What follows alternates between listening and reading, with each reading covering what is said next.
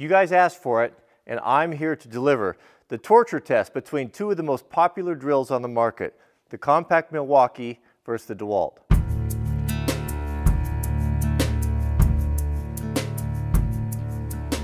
I've received hundreds of comments in the previous videos testing some of the cheaper tools on Amazon, but a lot of the comments that came in said, you know, we're not really interested in that. We want to see the tools that we're actually going to buy. Most people are not going to buy those low-end tools, and I get that. Probably, I think most people are going to agree, for the consumer, the prosumer, the Milwaukee tools, the DeWalt tools, the Makita tools they're all really nice. It's really, really good stuff. They have a great track record, and these right here are probably going to be two of the big contenders. Now, these are going to be in the entry level of the lithium batteries. So these are considered to be compact. They're smaller drills. They are traditional brushed motors. They're not the brushless motors, but they come in at a pretty good price point that's good for most guys, and both of them are just excellent tools. I've used them around here, just kind of playing around a bit before we did this test. Now, the DeWalt is going to come in at about $99, and that gives you one battery and a charger.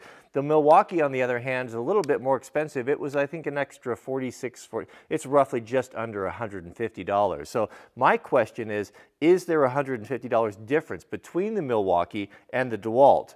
So let's take a look at the features really quickly, and then we'll get into the torture test, and we'll find out which one smokes and possibly catches on fire first. Let's take a quick look at these in stunning 4K. Man, takes up a lot of hard drive space, but it looks really great.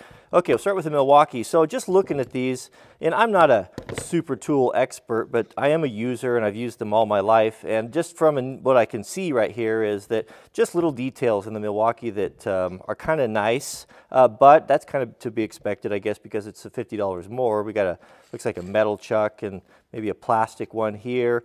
Little things I noticed that, you know, Milwaukee, if you're going to pay $150 for a drill, is it too much to ask to put a little stainless tool belt clip on there? I have that on my Makita, and I like that because I can hang it on my belt and get to it when I'm doing stuff. But there is no clip. I don't know if it didn't get included or what the deal is. It's not in the case, but you can see right there where it looks like it goes, there's a nice brass insert. Where on the DeWalt, I'm assuming this is for a clip here. It looks like it's ambidextrous. It goes both sides, but no insert. It just screws into the plastic. One thing I really like about the Milwaukee is it's more compact. Look at that. It's a lot. I mean, there's must be a little over an inch and a quarter maybe, shorter. That's really nice for tight, confined areas. Both of them feel really good. Ergonomically, the forward reverse is easier. I don't know. I mean, we're really splitting hairs right there. They're not that bad. Both of them have clutch chucks. We're going to go up to 16. Both of them go to 16. Low speed, high speed, a little bit shorter throw on this one. But overall, they look pretty nice. I'd have to, I guess, tip my cap to the Milwaukee. It feels better. It feels a little bit more solid. I like it better. Like if I just to grab them, you know, which one like gives me the warm and fuzzy. I do prefer the Milwaukee, but I don't dislike the DeWalt. They both seem to be pretty good. Now here are the chargers. Both the cords are exactly the same length. The DeWalt charger is quite a bit smaller. The Milwaukee charger looks like it's got an extra port there for, I think these are like maybe for some of the little smaller drivers. You could use it for 2 different types of batteries, which is nice. And also it turns green when it's charged. I like that better with the red. The DeWalt, I think it flashes when it's charging and it's a solid red. Not a big deal, but pretty standard there. Nothing too exciting about that. I do like, if I can have a smaller charger, I'd certainly prefer that. Of course, on the back, they're set up so you can mount them to a wall on that one there. Both of them are the same way, but nothing new to report there. Regarding the batteries now, the Milwaukee is going to have an 18-volt battery with 1.5 amp hours, it says, and the DeWalt is exactly the same, but we have 20 volts. 20 volts also with a 1.5 amp hour battery, so I think that this is going to be a pretty comparable test power-wise. So if you remember the torture test on the cheaper Amazon drills, I had a hard time holding them. They had so much torque in them. Now these are way, way more powerful, and I don't think that I have the strength to hold them. So this may or may not work. I've screwed two 2x4s down to the workbench to help keep them from spinning on me and put less strain on my arms. So let's snap the batteries in here. One thing I noticed when I was playing with these is just the sound of it. You know, you can just, using all your senses, you can just hear the difference sometimes in these drills. Listen to the Milwaukee. Let's tighten that up so we get the rattle. Nice. It just has, Milwaukee has a more of a precise sound. The gears sound better. It doesn't have quite such a clunk when it comes to the stop. All right, so here's what we're going to do. I've got a broken 3/32 snap-on punch that's got 5-sided right there, and that's what we're going to use to connect the two drills because it won't slip on us in the chuck. So I'll chuck this up here. This is a tough old piece of steel here. That's not likely these drills are going to be able to break that. So we'll, oh goodness, those are powerful, powerful drills. Let's get this on here. Tighten these guys up, tight as I can get them. Now they should fit. The Milwaukee's, there we go, should fit nice and tight in there. So last time on the cheap drills, so much smoke came out of them that they almost poisoned me. So I'm gonna put a respirator on this time because I don't want to breathe that toxic Chinese smoke. And I'm also going to put some safety glasses on because I don't know what to expect with this. I see no downside to the safety glasses. All right, let's see what happens. All right, here we go. Whoops. Sorry guys, got to take it off the clutch. We'll go full drill mode. Okay, here we go. 3, 2, 1, go. Okay, they got a cutoff switch. I'll just keep bypassing it here.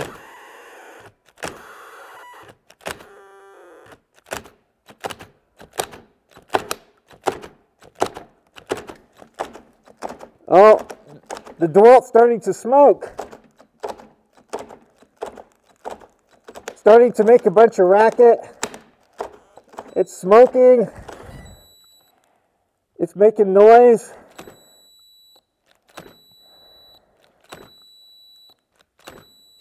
All right, let's switch over to the top number 1 gear, see what happens. Oh man, they don't like that. They both cut out. Let's go back to number 2 gear. Oh, they seem to be. There we go. I'm getting a lot of flex in the body of the DeWalt. The DeWalt's making noise.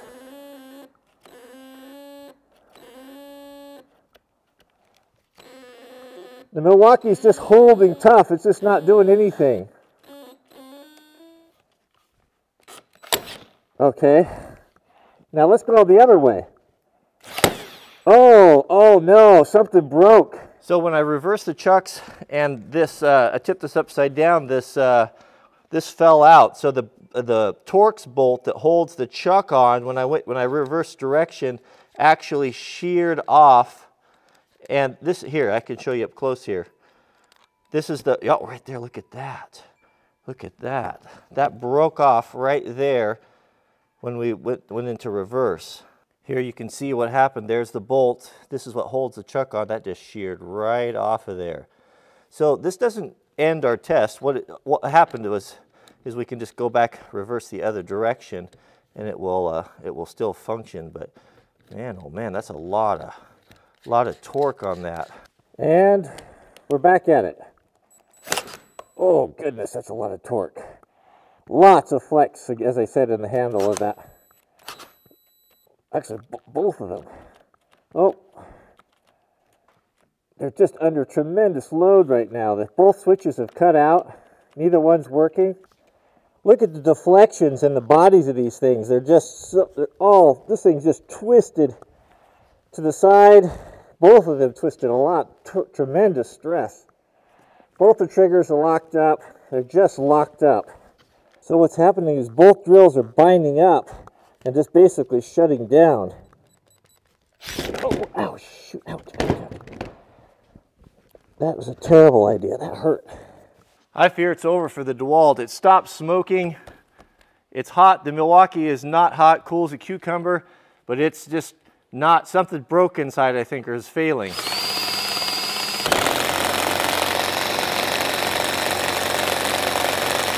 Oh, change directions, see what happens. We'll go to high speed. The clutch, or the chuck came loose. This is not going well here.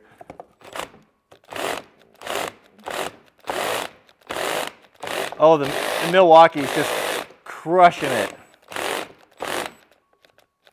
Oh, thermal switches or something. Let's go back to low gear. What's our battery?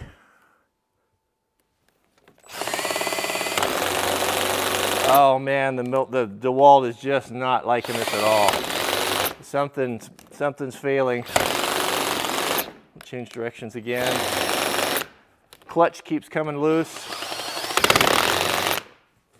I got to keep manually putting it back on. Oh, that's doing damage. That's doing. Oh, what's going on here? What's going on? Oh, I think that's it. There's not even any smoke left coming out of it. Okay, so the batteries are definitely both flat. One thing that the Milwaukee has is it's got a tester on there. It tells you the level of the battery. So, but I think it's safe to say, I'll put them back on the charger, that the Milwaukee just ate the DeWalt's lunch. There was just no comparison in just the amount of flex in the body. It never got hot. It's still not hot. It's not even warm. The DeWalt is hot. Made lots of noise. Had a bunch of smoke coming out of it. The chuck nut broke. No, it's just not in the same league. But also, you know, don't forget, we'd also need to keep in mind that there's a $50 difference, and that, boy, that $50, that really comes through, doesn't it? In my experience is, I mean, when you go to the store, and we all find ourselves in that position, you got to make that decision between, do I want this one or this one? There's always a price point issue. Is it worth the extra $50? Yeah, no question here. I mean, you can see this is one ferocious little drill that just gobbled this one up. We got grease coming out of it. It seems that the something inside broke in the clutch pack. It just could not handle the power and strength of the Milwaukee. Will it still work? That's the question. So we'll check that out next time, and we'll let these charge here for a few hours. Ooh, that is hot, hot, hot.